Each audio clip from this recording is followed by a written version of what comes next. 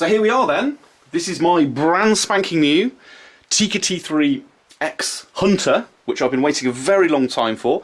I'm not going to get into all of that now because that's a whole other video as in terms of the hassle I went through.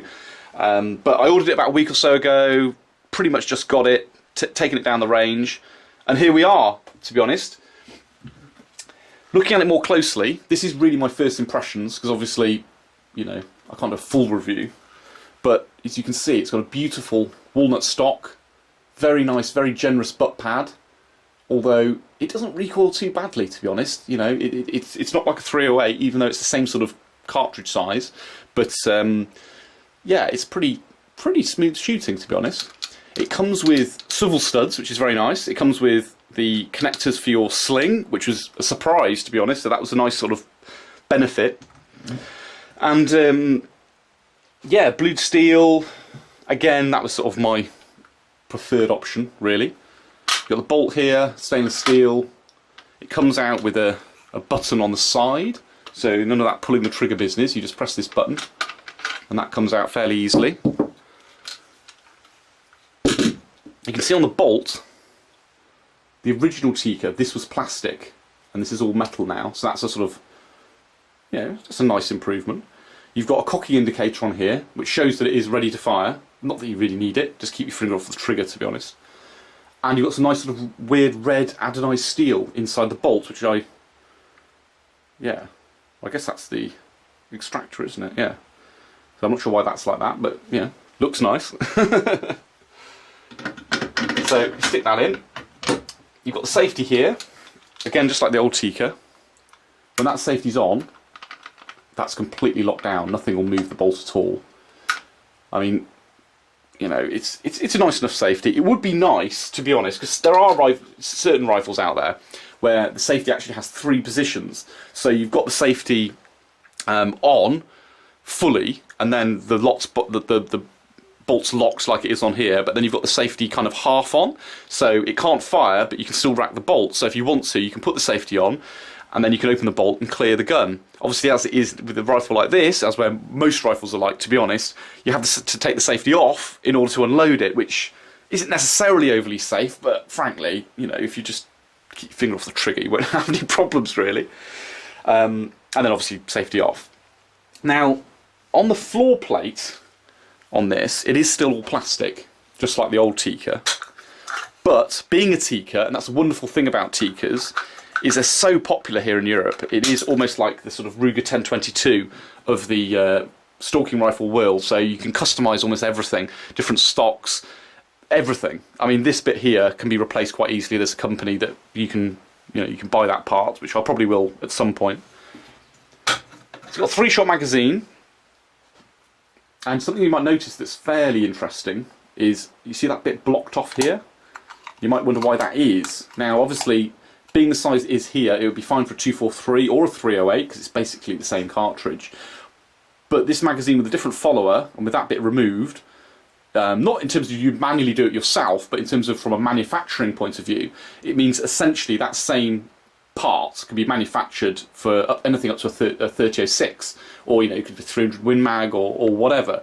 So it means that when they're manufacturing these rifles, pretty much everything's the same, no matter what the caliber. The only real difference is the barrel, which makes it much cheaper for them to make, because, as some of you might not know this, but Tikka are made by Seiko, and Seiko are very, very expensive, very, very nice finished rifles, and Tikka are basically like their budget line.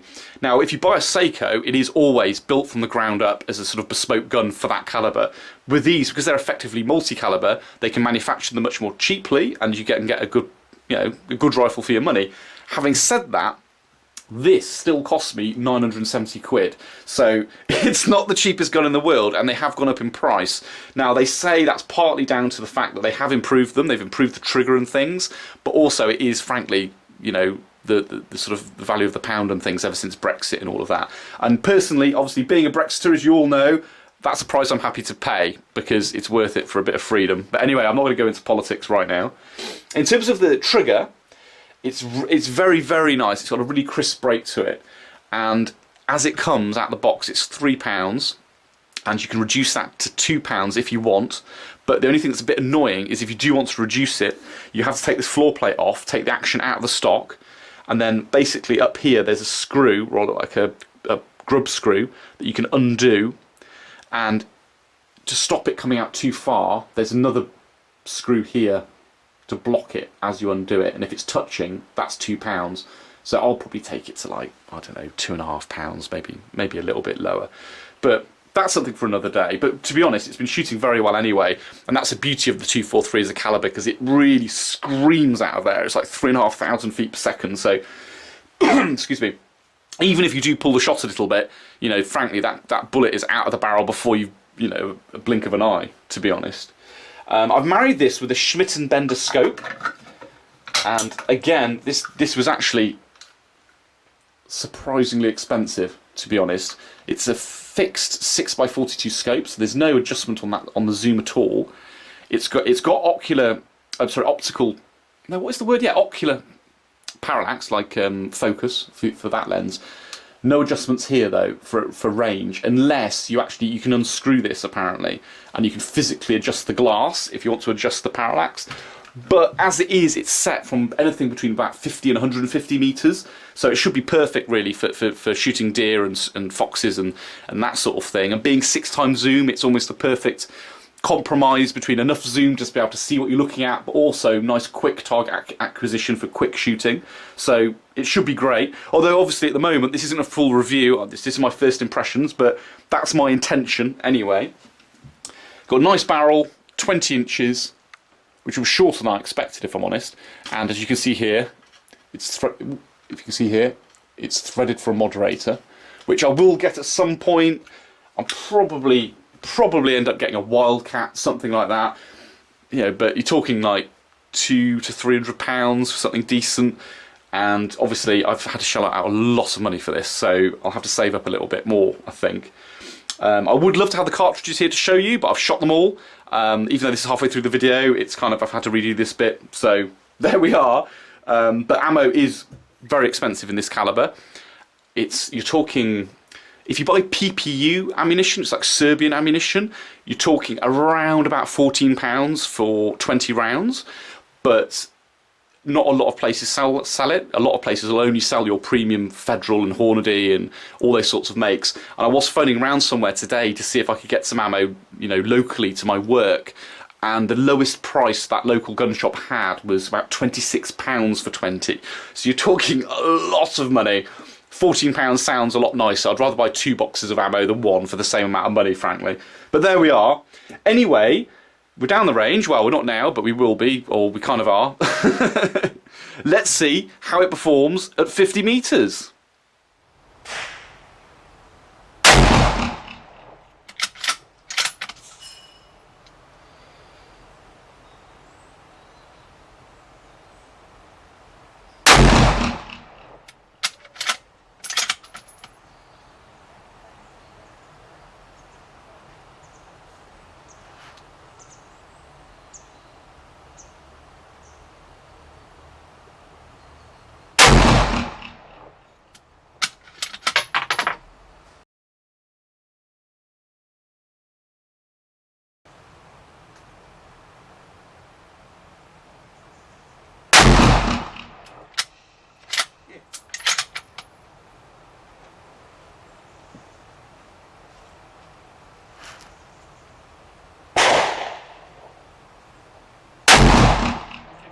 I've got to show my lad that. Let me put my video on, because he won't believe it.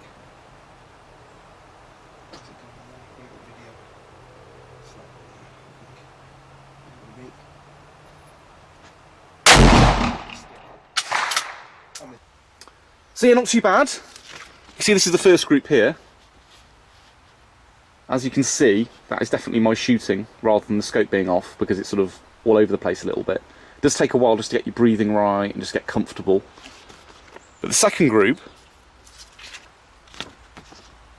that's pretty damn good, to be honest. You can see I pulled that one shot, but the other two are almost through the same hole. And I had a similar thing when I was zeroing it at the 25 meter range. It is a very accurate rifle. I mean, it's probably the most accurate centerfire that I've shot before. Although having some nice glass on it, of course, as you can see here, having some nice glass on it does help a lot. So yeah, I'm pretty pleased with that. So first impressions, I think it's a cracking rifle, to be honest. The workmanship on it's very nice, the wood on it's really good, butt pad, everything about it. I know I'm going to say that, aren't I? It's like my new toy, so I'm very excited about it.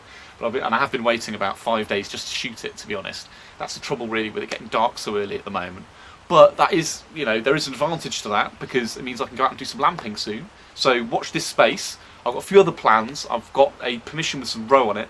So I'm going to set up a salt lick and I'm going to get some trail cams from Aldi so I can kind of really scope out and find out where they are. And yeah, I'll be shooting those too. But to start with, once I'm happy, my next job really is to get this out. I'll probably do a video about this as well. Get it out in the field and get it zeroed at 100 metres, which is kind of the optimum distance because obviously the scope's capable of between 50 and 150 metres. And that's kind of the ranges I'm likely to shoot at quarry. So I'll get it at 100 metres, therefore, and after that it should be flat really at whatever I shoot at. And then yeah, I'll get out and shoot some foxes and things with a lamp. So, watch this space.